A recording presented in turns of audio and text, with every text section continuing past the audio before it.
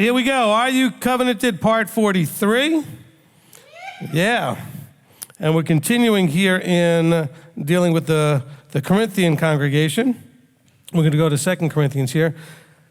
And we're going to read quite a bit here in 2 Corinthians, starting in chapter 3. But this one's going to be a little bit tough from the point of view of there's a lot of context that you can't get. If we just kind of walk through, starting in chapter 3, and hit things as they come about, it's very hard to understand the framing. Now remember, we've talked about framing a lot in the last couple of weeks. You know, where something starts and where it ends, everything in the middle kind of fits into that frame or that context.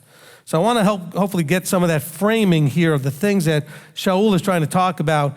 And the issue about covenant actually comes up only twice here, specifically in chapter 3, but we may take this thing all the way to the end of chapter 6 into chapter 7.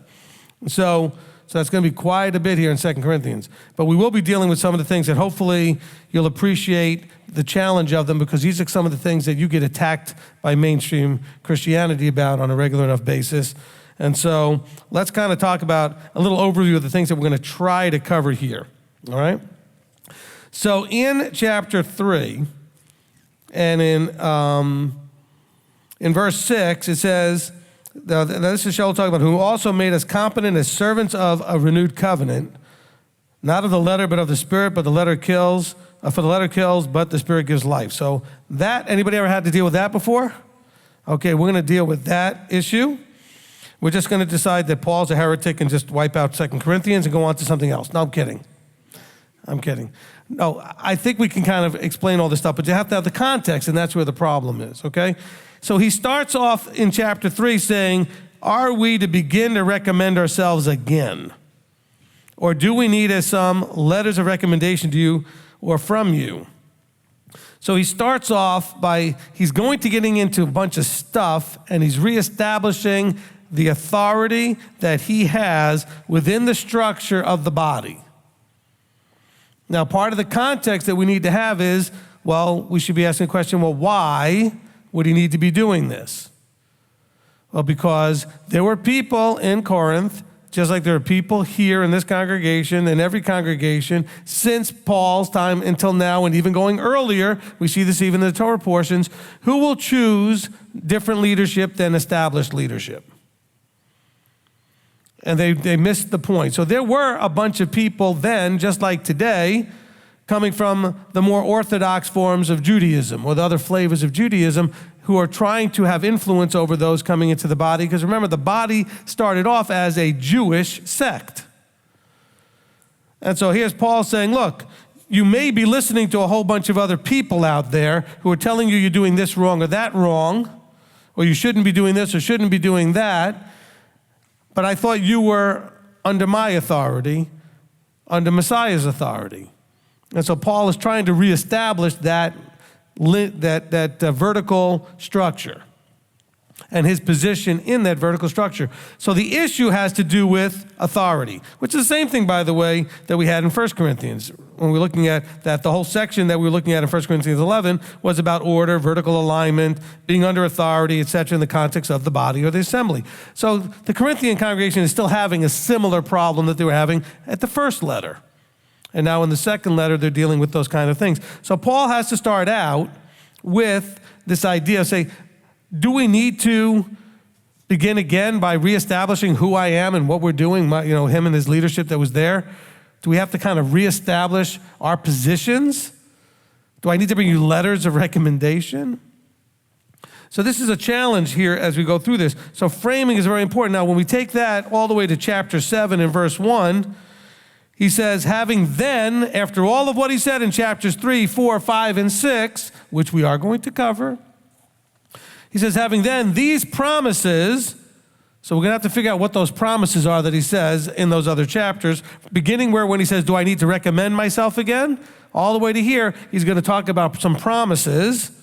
He says, let us cleanse ourselves from all defilement of the flesh and spirit, perfecting set apartness in the fear of Elohim. So the framework is, I have authority, and I'm here to help you with these promises, be motivated to cleanse yourself of defilement of the flesh and spirit. And everything in the middle is dealing with that problem. Okay, we clear on that? He starts off with, I want to reestablish where my position is because I'm going to need you to understand a bunch of stuff in order to, because of everything I'm going to explain to you, encourage you to cleanse yourself of defilement of flesh and spirit and to focus on perfecting set apartness or kadoshness or holiness in the fear of Elohim. Everything else has to fit now into that frame. That's kind of our beginning and end points of that point. He then gets into some other stuff in chapter 7 going forward. But I want us to kind of get that framework as we go into it. So in chapter 3, when it starts talking about things like the letter killing and the spirit giving life, it's got to fit into this context somehow. When he talks about things like, let's see, with that which is passing away versus that which remains. Okay, that's another thing that comes up here in 2 Corinthians. Another thing mainstream Christianity we use to say, well, it's the Old Testament that was passing away, and the New Testament is what we have. And the law was done away, and the freedom of Messiah. They use these things, yes, no? Okay? Completely not what it's talking about.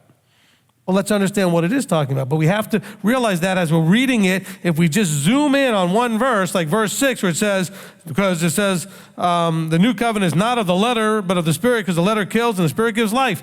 Well, if you don't know what he means by that, which, by the way, he doesn't explain right there. It takes a bunch of more verses in chapters 4 and 5 to kind of explain that, maybe even into 6.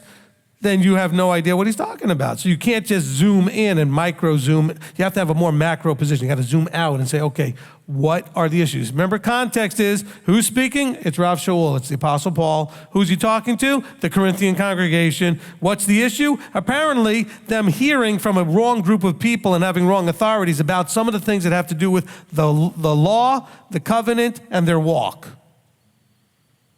Okay? Now, in that framework, the people that are most likely at issue here are the traditional Jewish members who just understand from a Jewish point of view, without Messiah, the context of walking according to the letter. Whereas with Mashiach, we understand there's the spirit of what was written, which is the fullness of what was intended. And so we have to understand that that's part of what we've talked about many times. So let's go ahead and start to read this beginning in verse 1 again. And as we start hitting on things, hopefully we'll see where the issues are and how those issues start to clarify. All right? But I'm going to ask you to be patient. This may take a couple of, 1 or 2 parts or what it's going to take to get through these couple of chapters. And let Paul explain himself if we're patient. Okay? Okay, again, back to verse 1 of chapter 3. By the way, sometimes I feel that as a leadership, as a ministry person, I almost feel like verse 1 applies to me half the time. I have to talk to people like, do I have to go again and establish my authority and position in your life and that you came here and what you're doing? It's like, okay. Are we to begin to recommend ourselves again, or do we need, as some, letters of recommendation to you or from you? This is where some, I guess, might have been coming and saying, well, I'm under such and such teacher and so on and such, so you should be listening to me now. Okay? He says, you are our letter, having been written in our hearts, known and read by all men. I can say the same of you guys. Okay? Have you not experienced the leadership in this ministry? Has it not made any difference? Have you not changed your walk and adjusted things a certain way? So that speaks volumes, as they would say, as to what's been going on. Making it obvious that you are a letter of Messiah served by us. That's the whole goal of our leadership, and should be of any leadership, to be obvious that you are a letter of Messiah served by us. What does it say as our ministry sort of, catch line or motto or whatever it is, slogan? Working together to serve the body. So you should be clearly of Messiah served by us, written not with ink, but by the Spirit of the living Elohim, not on tablets of stone, but on fleshly tablets of the heart. Now, bear in mind as he's saying this, you should know, without going back to all of the parts of the heart of the matter, etc., where we covered this over and over and over again, how many times did you read in the heart of the matter teaching as we went from Genesis all the way to Revelation that which was written on stones was supposed to then be lifted up and brought into your heart? So Paul is referring to that idea. Yet Christianity is going to use this to use it as a separator between the two. to differentiate that was not for us now, that was for then, this is for now, using a very dispensationalist sort of way of looking at it. He's saying, no, those things that were on the tablets of stone need to now be written on our fleshly tablets of the heart. And such trust we have towards Elohim through Messiah. So his other big context going through this is, I really believe he's talking to people that say you don't need Messiah. Just keep the commandments and you're fine. I think that's what's going on here. By the way, that's going on in the body right now. A lot of people are going right from Christianity into Messianic, right over into Judaism. That's the issue I think was going on right here. And he's saying, look, and such trust we have toward Elohim through the Mashiach, through Messiah. Not that we are competent in ourselves to reckon any matters from ourselves, but our competence from Elohim. So again, he's reestablishing his anointed, appointed status. He's saying, this is not of me and my flesh. If you don't see Elohim and Messiah working through me, well, then you need to be somewhere else. Okay? He's saying the competence comes from Elohim. Now, of course, that's only if you happen to be observing and see that there is competence. But recognize that competence is from Elohim. You know, I had a person a while back, I don't know what triggered this. I guess it had to do with the word competence and the whole thing here. You know, accuse, because I don't speak in tongues, accuse me of not having the Spirit, and started telling everybody in the congregation that I was not qualified to lead the congregation because I didn't have the Spirit, because I didn't speak in tongues. Now, bear in mind, I sat down and had lunch with this person to find out what was going on, and he explained this all to me, and I looked him in the eye and I said, let me ask you a question. So according to what you're saying, that I don't have the Spirit, that means that you believe that the teachings I do are on my power alone. I said, I'm sorry, but I'm not that good. Okay? I mean, that's what I said, that, should you understand that's what you're saying? By saying I don't have the Spirit and I'm not qualified to lead, then everything I've ever done that you've told me how great it was and this and that and the other thing, that was all on my power alone. No. You all know that that can't be true. But see, that's the thing. He's saying here, look, my competence is only competence because Elohim, it's his competence. The competence comes from Elohim. Okay? Who has also made us competent as servants of a renewed covenant, not of the letter, but of the Spirit, for the letter kills, but the Spirit gives life. But if the administering of death in letters engraved on stones was esteemed, so that the children of Israel were unable to look steadily at the face of Moshe because of the esteem of his face, which was passing away, how much more esteemed shall the administering of the Spirit not be? For if the administering of condemnation had esteem, the administering of righteousness exceeds much more in esteem. For indeed, what was made esteemed has no esteem in this respect, in view of the esteem that excels. For if that which is passing away was esteemed, much more that which remains in esteem. Okay, everybody understood that completely, right? What? Okay, let's try to unravel this a little bit. Okay, so first of all, he says, the letter, it's not of the letter, but the Spirit. I would agree. They had the letter of the law. By the way, those who were walking the letter of the law, how many of them made it through the 40-year journey in the wilderness? 2. Okay, of those 20 and older. The letter did not provide life. Those who embraced the spirit of it found life. The fullness of what Yahweh intended. Okay? He also says in the blessing and cursing chapter, if you, and that's in the letter says there's curses. The letter says if you don't obey, this happens. The letter says a lot of things. So that's where the letter kills. If you don't obey the letter, it brings death. If you obey it in the spirit of the fullness of the intent, it brings life. Let's not confuse that the letter is evil and kills, but the spirit, this ooey gooey ethereal thing, nobody knows what it is, brings life. Well, that's not what he's talking about. He's saying the literal Peshat obedience doesn't bring the life. It's doing it fully how he intended it that brings the life. With all your heart, with all your being, with all of your emunah, your belief, your trust, and your faith. They did it without the emunah, right? When they came to the land, they spied it out, and what did they do? They panicked. They had fear, doubt, and all kinds of other, negative. They didn't have the trust. There was no emunah. Emunah is the Hebrew for faith, belief, trust. And so he's saying here, you have to understand there are people trying to get your attention here, but they do not want you to have this other level. They think the way they've been going along for however many thousand years up to this point was plenty fine. We don't need this Mashiach guy. Now he says, look, if the administering of death in letters engraved on stones was honored, was glorified, was holy, so that the children of Israel were not even able to look at Moses' face because of it. So he's not saying it wasn't, he's saying it was.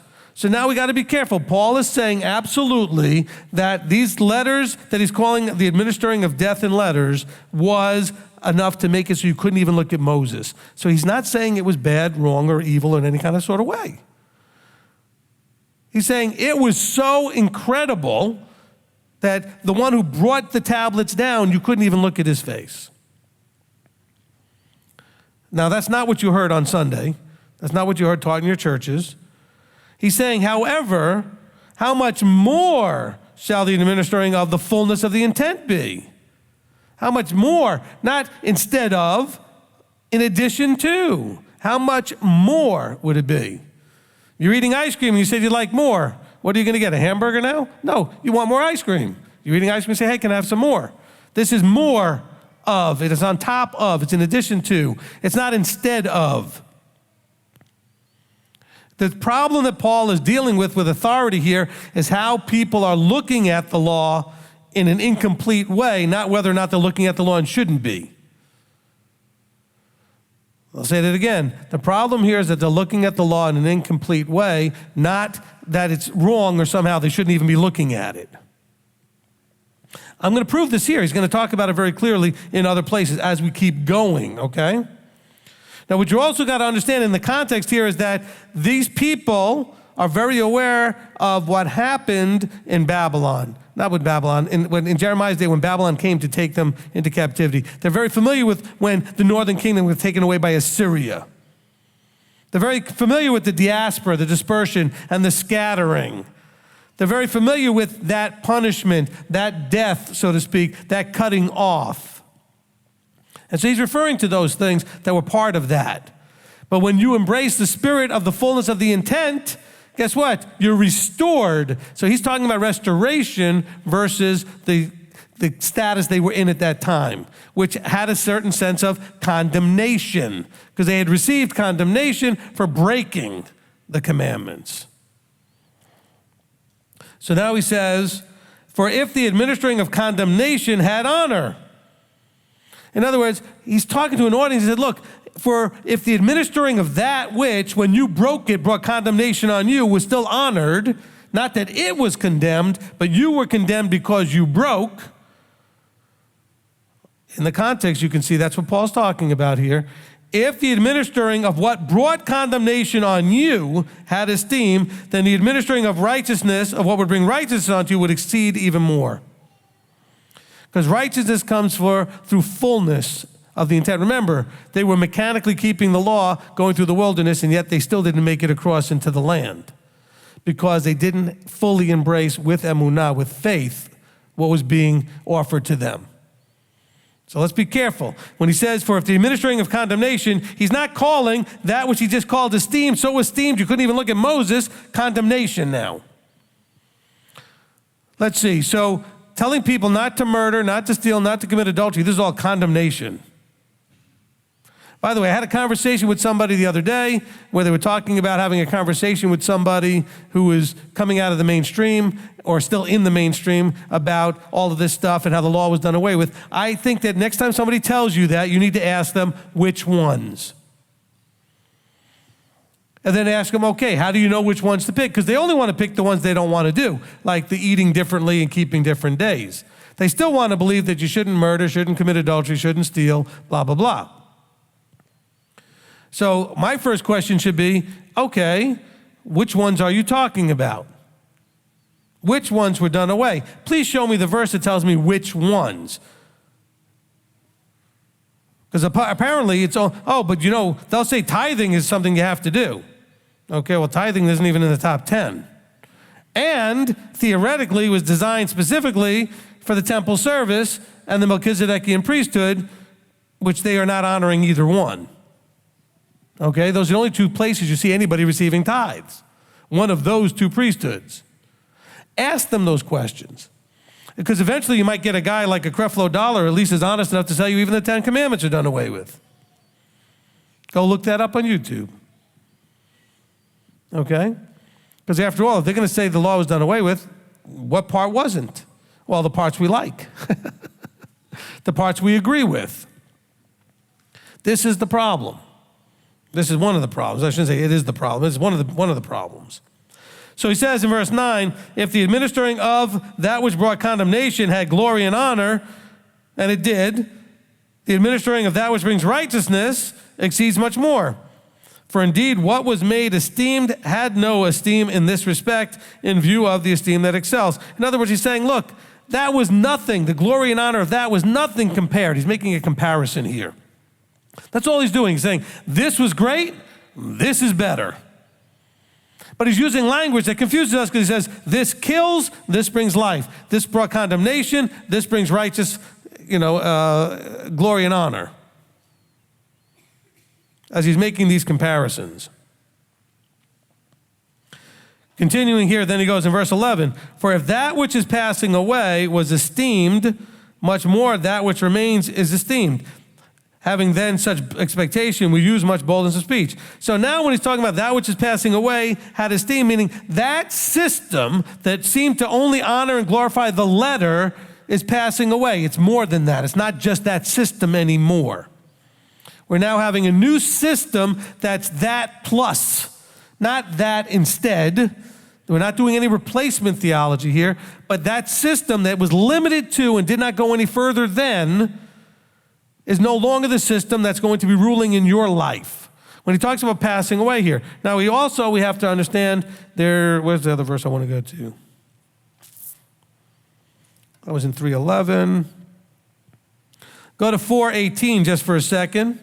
And it says, we are not looking on what is seen, but on what is not seen. For what is seen passes away, but what is not seen is everlasting. So now he's giving you at least a little context of what he's talking about. And we're not there yet, but I just wanted to jump there to show you what I'm talking about. So what's passing away is the physical, seen, letter of the law thing. And what's coming now is the unseen, which is when you do it in the fullness of its intent, it brings so much more. But you got to be able to embrace that reality.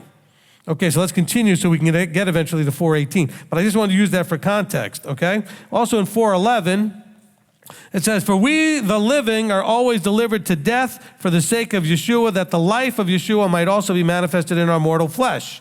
So that death indeed is working in us, but the life in you. So now, wait a minute. He just said the law brings death, or whatever it is that whatever Christianity is trying to tell you here, this letter brings death. But then he says, wait a minute, we the living are always delivered to death for the sake of Yeshua. In other words, there's things where you're going to have to die to self. All that me. Why did they mess up with the letter? I interpret it my way. I do it my way. I do what I want. It's going to bring death. Your self-sovereign, do it my way, do whatever I want thing is got to be passing away. The old way of doing things is passing away. We have a new framework, a new context. Messiah starts off with his very first message. You thought it was enough just not to murder somebody. I'm going to tell you wanting to kill them is bad too. Just as bad, he says. You didn't commit adultery. Hey, good for you. Well, not really. Why? Because you wanted to commit it. You desired it, you thought about it, you meditated on it. That's just as bad. But you think you're fine. This is the context in which Paul is teaching here. So he says, for that which is passing away was esteemed, and it was. Much more that which remains. So what remains? Then you have to ask your Christian friends, what remains? Because he's talking about remaining from that, if that's what he's talking about. Well, the flesh is going to pass away, and that which remains is the unseen. The flesh is passing away. The things that brought the condemnation, the law didn't bring condemnation. Our failure to submit to it brought condemnation. Did the law condemn anything? No. The behavior of the northern and southern kingdoms brought them the condemnations they received for what they did. But we also are told at some point in the future, and you see that starting with Messiah, there would be restoration for all of them.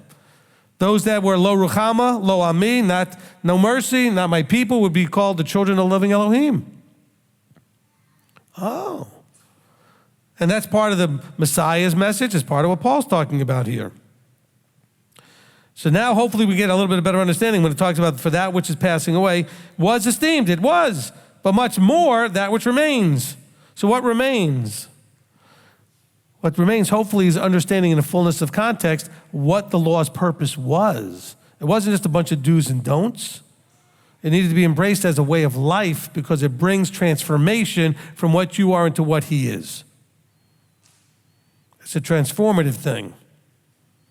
When we talk about the spirit versus the letter, also in chapter 5 and verse 5, it says, now he who has prepared us for this same purpose is Elohim, who has given us the spirit as a pledge of what is to come. So he gave us a sense of the fullness of the intent as a pledge of what is to come, which is us becoming him. Us putting off the corruptible and taking on the incorruptible. So hopefully we're having some of that context here. So what was going on here? Let's continue. Verse 12, having then such expectation, we use much boldness of speech, not like Moses, who put a veil over his face so that the children of Israel should not look steadily at the end of what was passing away. But their minds, listen now, their minds were hardened. For to this day, when the old covenant is being read, the same veil remains not lifted because in Messiah it is taken away. In other words, a revealing that there's more. Not that that's bad and awful and should be done away with, but that there's more. They're still hearing only that limited understanding. There's a veil there. They're not going further. He says, but to this day when Moses is being read, a veil lies on their hearts. So this is a heart issue and a thinking, a mind issue. It's not a law issue. Just read what it says. Don't add anything or take away. I mean, Paul's very clear here. He says, their minds were hardened, and there's a veil lying on their hearts. So he didn't say that the information was bad or wrong. It's how they were thinking about it and how they were embracing it emotionally in their hearts. This is important. By the way, we know there's other places that talk about having a hardened heart and being estranged from the blessings and the promises and being walking in the delusion of your own mind and all that other stuff. And so we know that these things are also in here. You know, we look at Ephesians 2. We go there a lot. Verse 1, and you were dead in your trespasses and sins in which you once walked according to the course of the world, according to the rule of the authority of the air, of the spirit that is now working in the sons of disobedience. So there's a spirit there, not a good one. He says, but we have to understand that this was a time where he says that they were, in verse 11, therefore remember that you were once Gentiles in the flesh, who were called the uncircumcision by what is called the circumcision made in the flesh by hands, that at the time you were without Messiah, excluded from the citizenship of Israel, strangers from the covenants of promise, with no expectation and without Elohim. Wow, that's pretty clear and straightforward. And all of this happens because they didn't have their mind open. Okay, so it talks about in verse 5 there, he says, even when we were dead in our trespasses, made us alive together with Messiah. By doing what? We talk about this in the Father and Son teaching, by opening up our eyes and our ears and our hearts. Can we understand that only 2 of the men 20 and older had open eyes, ears, and hearts? The others had closed hearts and veils and problems because they panicked and they were afraid. And even if they weren't ones that were the 10 that spied the land, they were listening to the 10. They were influenced by the 10 and weren't listening to the 2 who said, hey, what are we waiting for? Let's go. The land is great. Look at the size of this big bunch of grapes we just brought out of there. Oh, don't worry about the giants. Elohim says we're good, we're good. Remember, we talked about that a couple of weeks ago, or whenever it was, week last or whatever, about you embracing, if he's called you, stop fussing and fretting over whether or not you can make it. He called you knowing. I've had counsel sessions about this. If you're watching now, I am talking about you. I'm also talking about the 25 other people that had this problem last week. So many of you are starting to really have a huge struggle, or you've always had a struggle, embracing that he knows everything you did up until the moment he opened your eyes. So stop thinking that he was just doing it as a cruel joke. Because some of you are thinking, well, I'm never going to make it because I did this. But he knew that when he called you. You did all of that before he opened your eyes. Do you not think he's aware of what you did? All that stuff? Yet he called you anyway, knowing you can do this and you can be in. And so stop worrying about that and be embracing it, thankful for it, and walk in it. Let's continue. So here's a problem. Their minds were hardened. It doesn't say the law was bad. The minds were hardened. And when the Old Covenant is being read, the same veil remains. So what it's saying is, when the Old Covenant is being read, they're still not seeing it correctly. He didn't say the Old Covenant was the problem. He says they're the problem. They're seeing it with veiled eyes and veiled hearts, or hardened minds and veiled hearts. And when one turns to the Master, the veil is taken away. Verse 16. Now Yahweh is the Spirit, and where the Spirit of Yahweh is, there is freedom. So part of the other problem was those who looked at the law as a burden, and some of you still do. Of course, even we have to read Yaakov James's book, and where he talks about in his letter that it's the Torah of freedom. When you look into the word, the truth, the Torah of freedom. So Yahweh is Spirit, and where the Spirit of Yahweh is, there is freedom. And we all, as with unveiled face, we see as in a mirror the esteem of Yahweh, are being transformed into the same likeness from esteem to esteem as from Yahweh, the Spirit. He's now endorsing what I was making the point of, is that all of this was supposed to be transformative. You wonder sometimes, maybe, wonder where Rabbi got that stuff. I don't know. There it is in 2 Corinthians 3:18. We are looking in the mirror, and we're seeing the esteem of Yahweh, and are being transformed into that same likeness by not the letter, but the spirit of that which was on the tablets. That which was on the tablets was never the problem. The people with the hardened minds and the people with veiled hearts interpreted it to be a problem. Hopefully we can receive that. All right. Okay, we got a lot of time. Good. Verse 1 of chapter 4. Therefore, in other words, based on all the stuff we just said, having this service, even as we receive compassion, we do not lose heart. So now he's referring back to himself and the leadership, but have renounced the secret ways of shame, not walking in craftiness, nor falsifying the word of Elohim, but by the manifestation of the truth, recommending ourselves to every human conscience in the sight of Elohim. So now let's understand what he's talking about here. We have renounced the secret ways of shame, or the secrets of shame. In other words, we're not doing anything in private. Okay, the things you do in private are usually the things that have shame linked to it, that you're trying to hide something, sort of from an idiomatic point of view. He says, but we have not walked in craftiness, nor have we done anything that would be falsifying to the word. When Yahweh spent all of that time saying, this is our covenant, you are going to obey everything that comes out of my mouth, this is good, it brings life, all the way through the end of Deuteronomy, anything that we would say against that would be falsifying the word. He said, we are not falsifying the word, but by manifestation of the truth, seeing it walked out in a more full way, okay, that's bringing a recommendation. That's recommending ourselves to everybody. And indeed, verse 3, if our good news has been veiled, it has been veiled in those who are perishing. In other words, again, those who have the veiled hearts. They're not hearing it. They're not receiving it. It's not that, he says, it's not that we're not saying it. If our good news has been veiled, it's because it's been veiled by those and in those who are perishing, in whom the mighty one of this age has blinded the minds of the unbelieving, so that the enlightening of the good news of the esteem of Messiah, who is the likeness of Elohim, does not shine on them.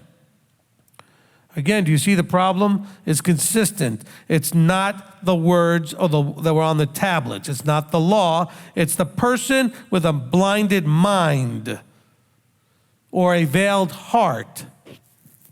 Okay?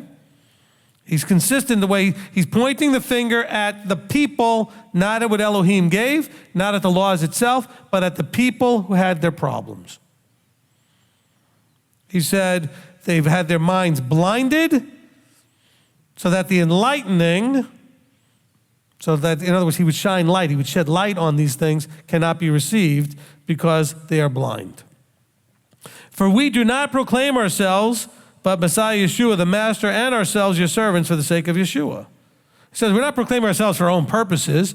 We're doing this to bring glory and honor to Messiah and to what the Creator is doing. For Elohim, who said, let light shine out of darkness, is the one who is shown in our hearts for the enlightening of the knowledge of the esteem of Elohim in the face of Yeshua Messiah. So what he's trying to do consistently here is bring context to those who may be embracing the Torah but are not embracing Messiah as part of the context of how we apply it. Does it make sense to everyone?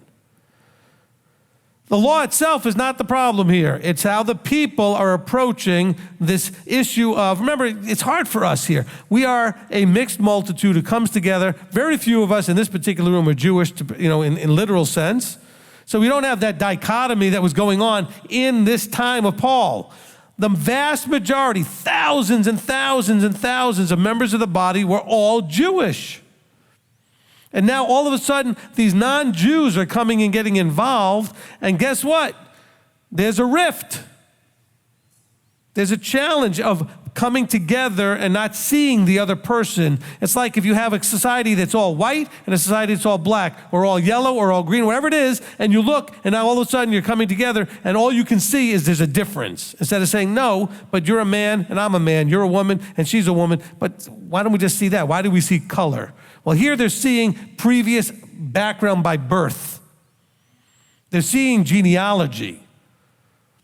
And they're saying, hey, we with the genealogy know better than you do. That's why Paul says, what, do I have to bring you letters showing I was a student of Gamaliel and I've got all of these, endorsements to show that I know what I'm talking about as a Benjamite? Do I need to do that? Actually, in one of the letters he does that, right? He says, here I am, a Hebrew of Hebrews, a Benjamite, student of Gamaliel, I know what I'm talking about. And by the way, he would be in big trouble claiming that lineage and talking about the law in any negative sense. There's just no way. He would be shaming his teacher in the biggest of ways. I mean, huge. He would be shaming his teacher in the most egregious way. To claim that lineage and then say what is most dear to his teacher is somehow bad and death and awful and kills, and that's not the problem here.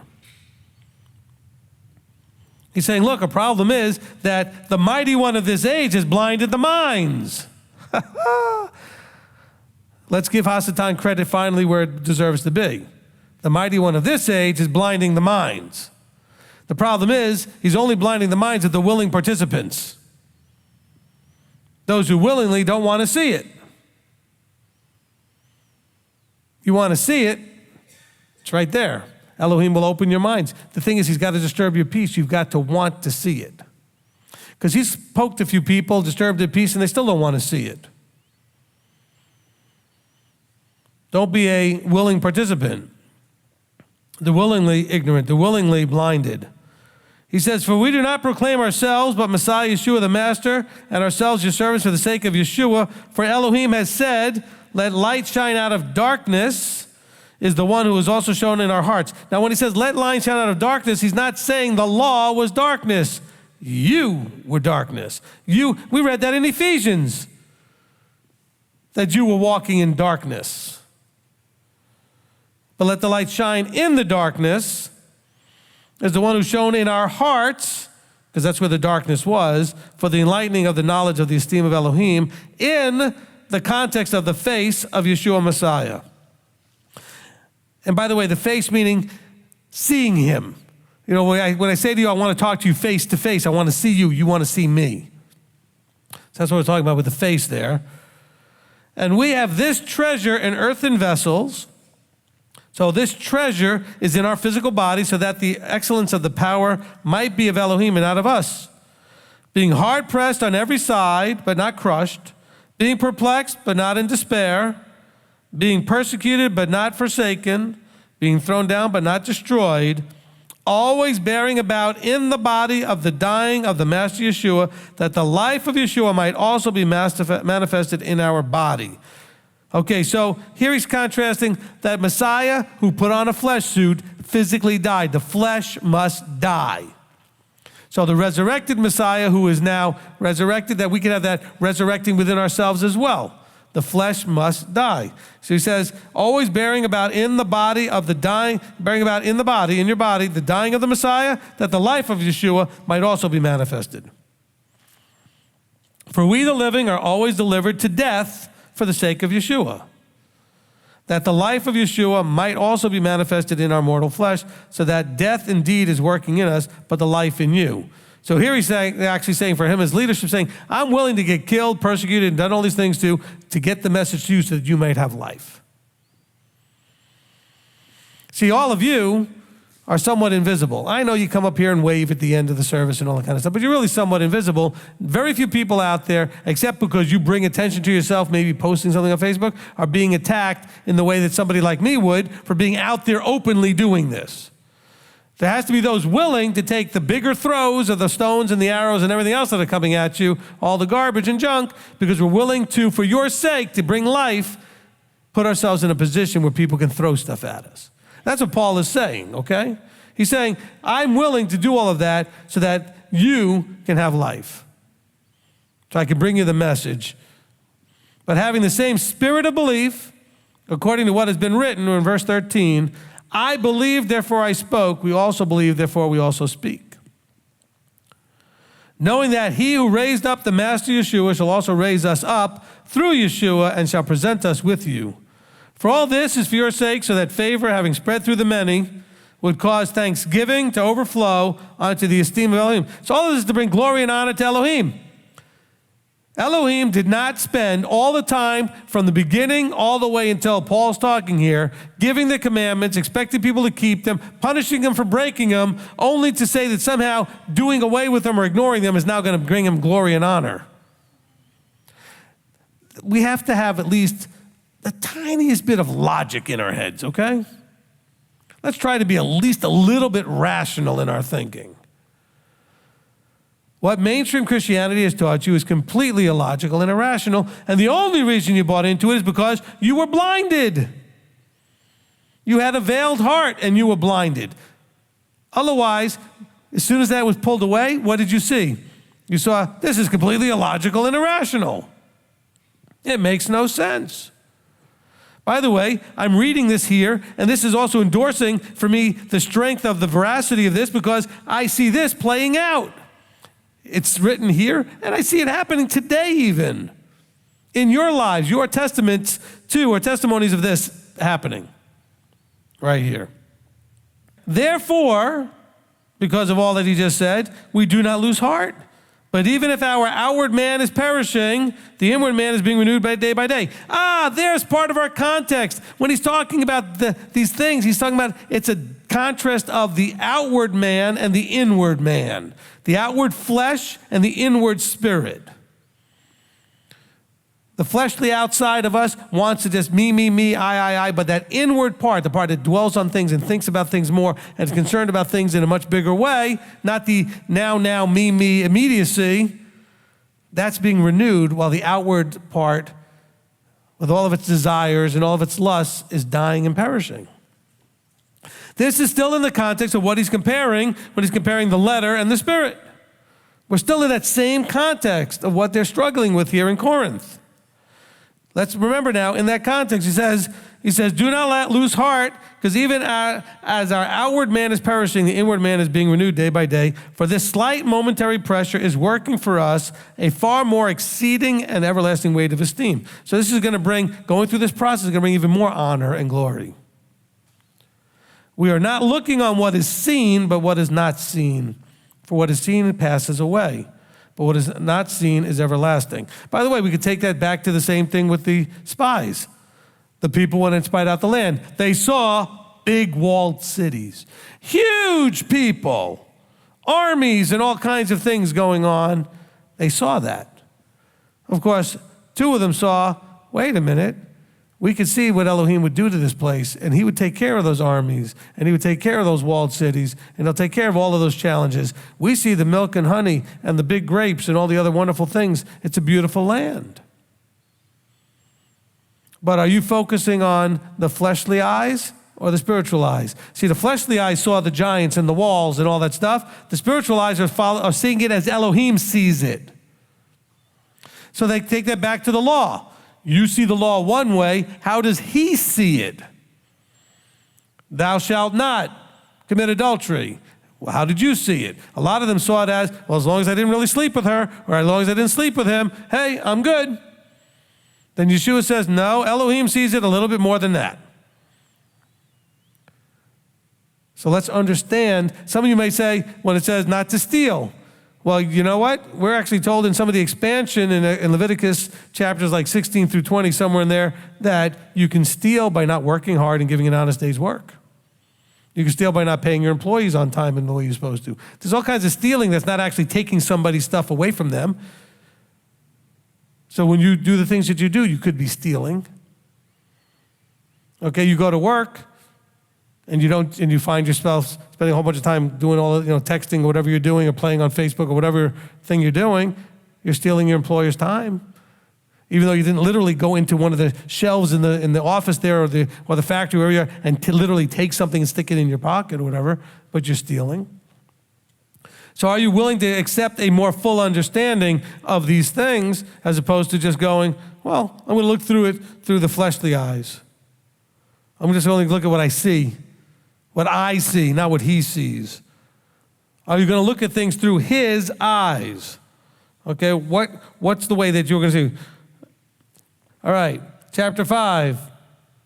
For we know that if the tent of our earthly house is destroyed, we have a building from Elohim, a house not made with hands, everlasting in the heavens. I don't know. Is it just me, or is he still talking about the body, the flesh versus the spirit that way? He's still not talking about the letters and the laws and the things written on stones. The problem is still having a house, an earthly house being destroyed so that we can have a heavenly one. He's still talking about you, your flesh. For indeed, if in this we groan, longing to put on our dwelling which is from the heaven, so that having put it on, we shall not be found naked. For indeed, we who are in this tent groan, being burdened, not because we wish to put it off, but to put on the other, so that what is to die might be swallowed up by life. So what's dying? Are we all suffering and struggling because we just won't let go of the law? Is that what he's saying? Or are we all struggling because we won't let go of the flesh? The me, what I want, the desires of the me, the I. What I want, what I don't want. That's got to die and be swallowed up by life. Now he who has prepared us for this same purpose is Elohim, who has given us the Spirit as a pledge of what is to come. Okay? This is important. It's a pledge of what. Therefore, being always of good courage, and knowing that while we are at home in the body, we are absent from the master. Oh, here's another good verse they love to use. This is not talking about out-of-body experiences. This is not talking about some ooey-gooey spiritualization. When you are at home in your flesh, you are not connected with the Elohim, with Messiah, with the Master.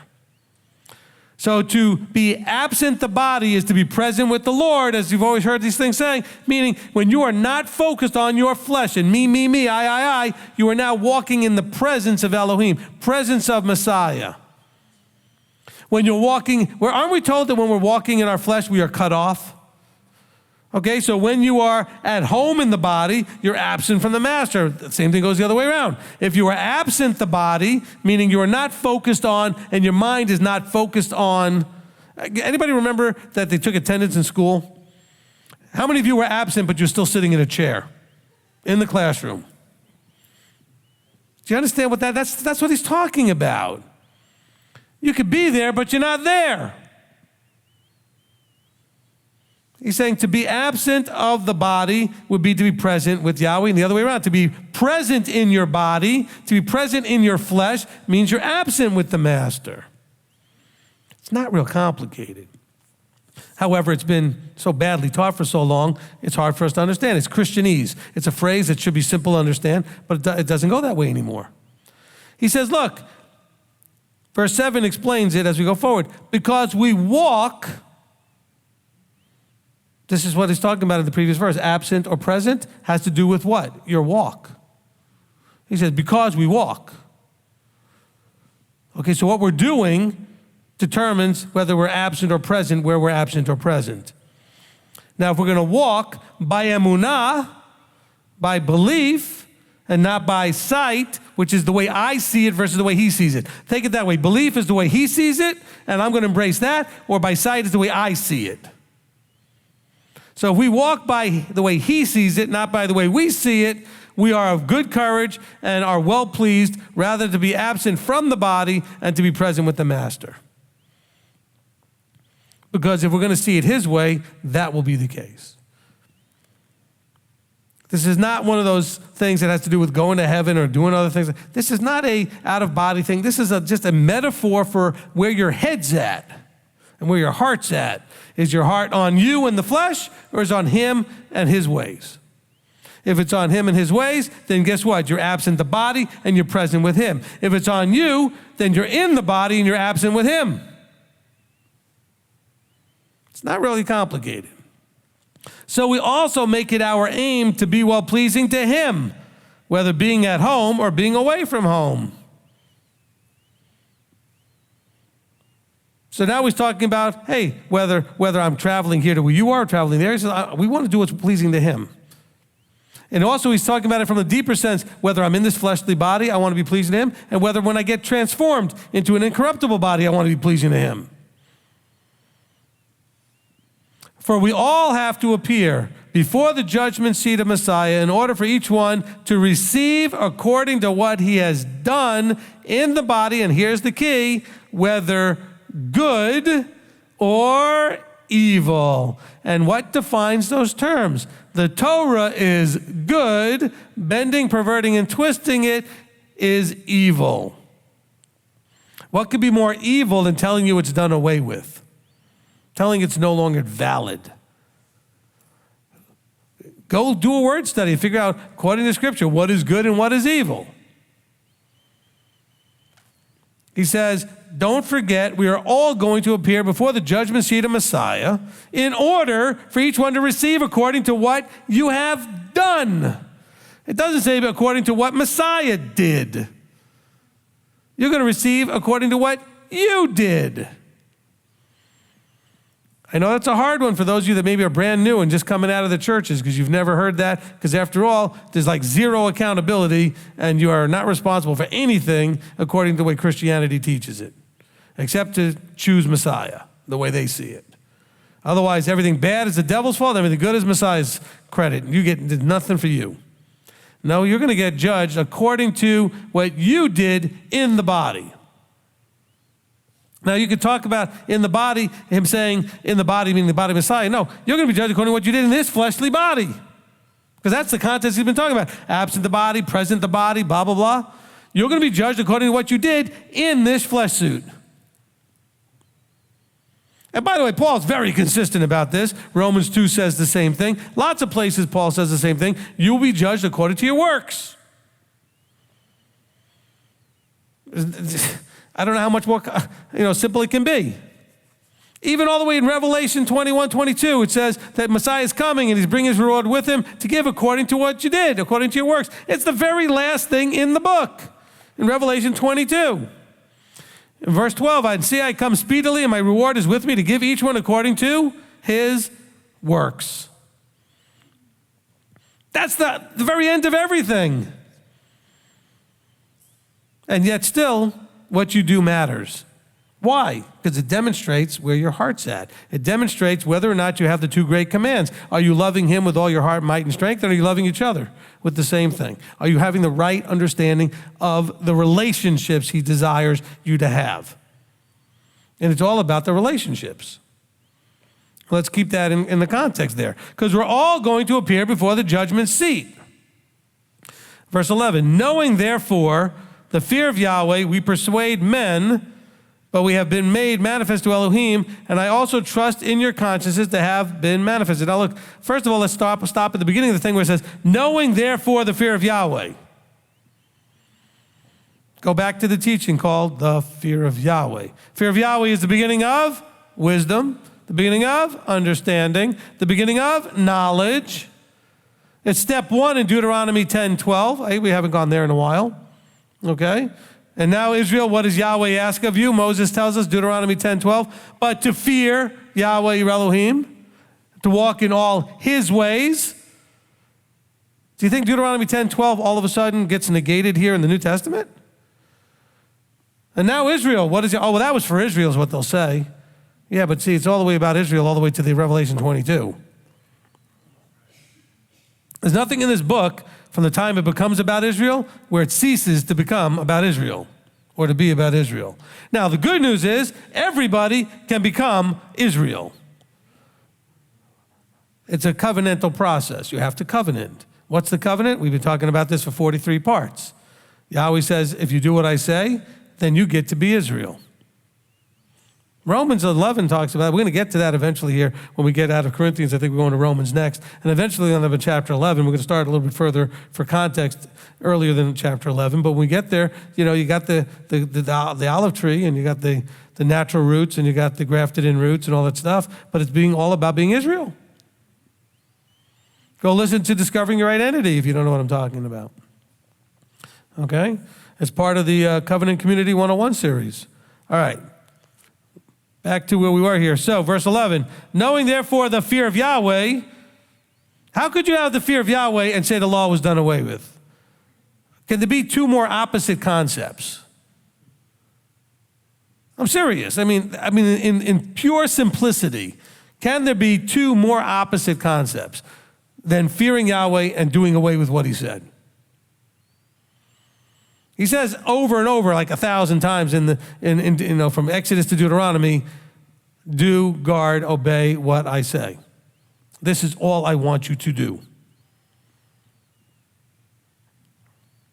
He says, knowing this fear, this is how we are approaching it. He's talking from leadership. Knowing therefore the fear of Yahweh, we persuade men, but we have been made manifest to Elohim. So in other words, he's saying Elohim knows what we're all about. Because remember, he started off in chapter 3 saying, hey, do I need to come up with more like resumes and letters from people recommending us?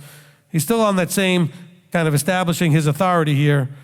He says, we have been made manifest to Elohim. We know that he's judging everybody. We got to appear before the seat.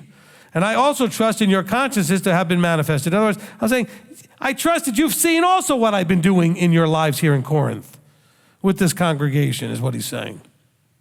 For we do not again commend ourselves to you, but give you an occasion to boast on our behalf in order that you have an answer for those who take pride in appearance and not in heart. So again, he's going back to some of these people that are doing for appearances, but they're not doing it from the heart. Their hearts are still veiled. For whether we are beside ourselves, it was from Elohim, or whether we are of sound mind, it is for you. For the love of Messiah compels us, having judged this, that if one died for all, then all died.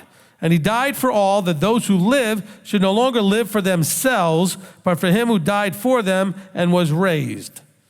So he's saying, look, you were bought and paid for. The whole point, look, the reason they were brought out, why were they brought out? This is for the Jewish side of it, right? He's talking to people that might be being influenced by that.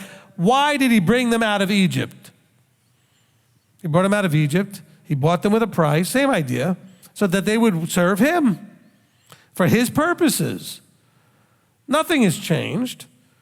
Just a deepening of the understanding, taking it to another level, building on the foundation, not wiping it out, not contrary to, but building upon. And Yeshua does that with every word he says. He takes what they already knew, and he's speaking to a Jewish community, and he builds upon it. So from now on onwards, we know no one according to the flesh. If we have known Messiah according to the flesh, yet now we no longer know him thus. In other words, we're not knowing him just according to what the people have said about the world and the flesh. Okay, yeah, we know. Christians have the same problem. They know him according to the flesh. They know Messiah came and that he died and was resurrected. And that's kind of about it. There's no deeper understanding to what he did, why he did it, what the purpose was, who he is, etc. And so he's saying, look, from now onwards, we know no one according to the flesh. We had our eyes open. If we have no Messiah according to the flesh, yet now we no longer know him that way. Therefore, if anyone is in Messiah, he is a new creature. In other words, that old mindset, that old way of thinking has been passed away. That's what's died. That's what needed to be killed off. That's why we talk about burying the old man when we go in the water. We get immersed. We're putting to death in our members the old ways.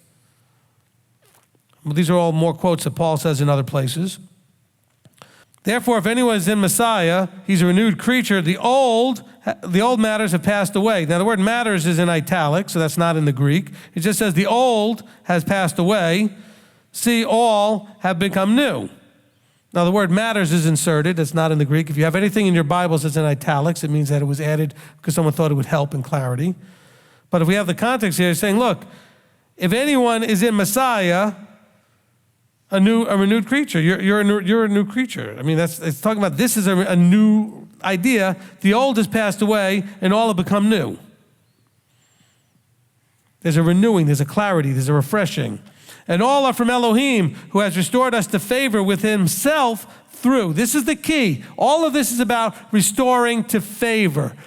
Ooh, why were they not in favor? Well, because they were trying to keep the law. No, because they were not trying to keep the law. Because they were not obedient, they were not submissive, and they certainly weren't doing it with emunah, with faith. So now he's trying to say this through Messiah is bringing about a restoring of favor to himself through Messiah Yeshua, who has given us the service of restoration to favor. That is, that Elohim was in Messiah, restoring the world to favor unto himself, not reckoning their trespass to them, and has committed to us the word of restoration to favor. Now, follow this here. That is, that Elohim was in Messiah, restoring the world to favor unto himself, not reckoning their trespasses. What is a trespass? They were stepping and breaching over lines they shouldn't have stepped over and breached over, and it had to do with their obedience and submission to Torah.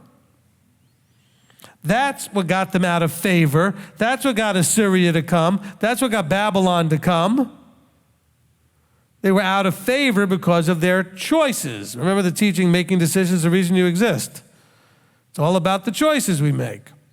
He said, but he has come to bring and restore back to favor those who were, by not reckoning their trespasses to them. In other words, he's made it possible that your trespasses can be wiped out, provided you don't keep walking in them.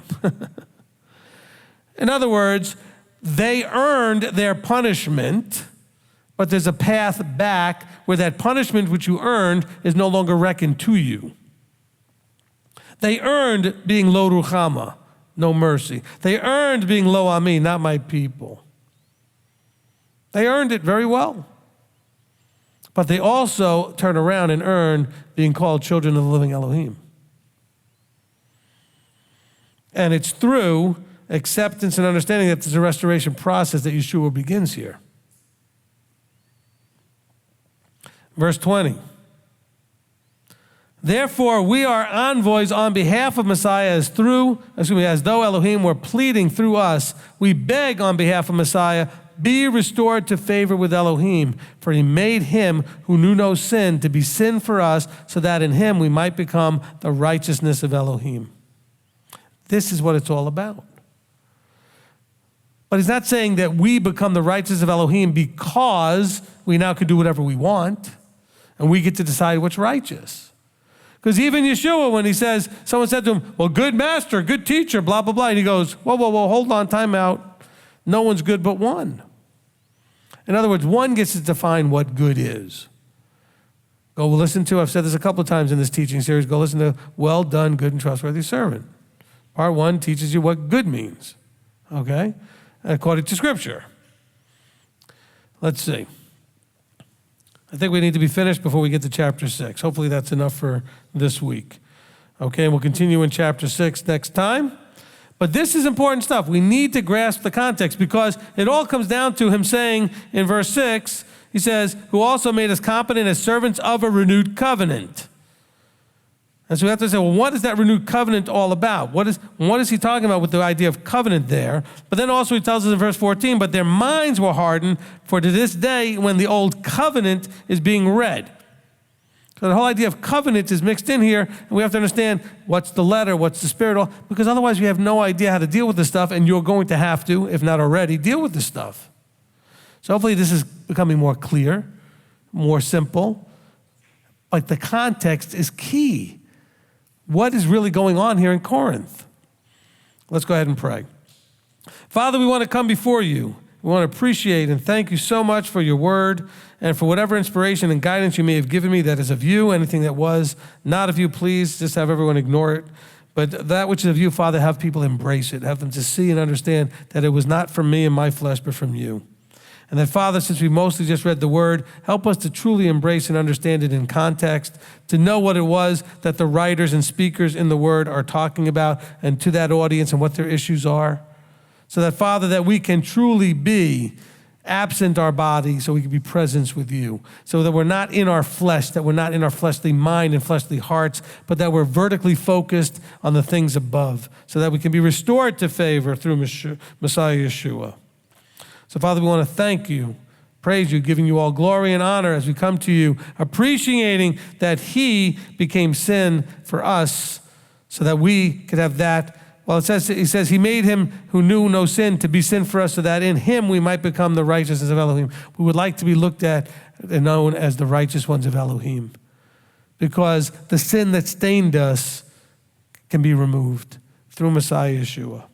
So, Father, we thank you. We praise you, giving you all glory and honor in his precious name, the name of Messiah Yeshua. Amen. Amen. Amen.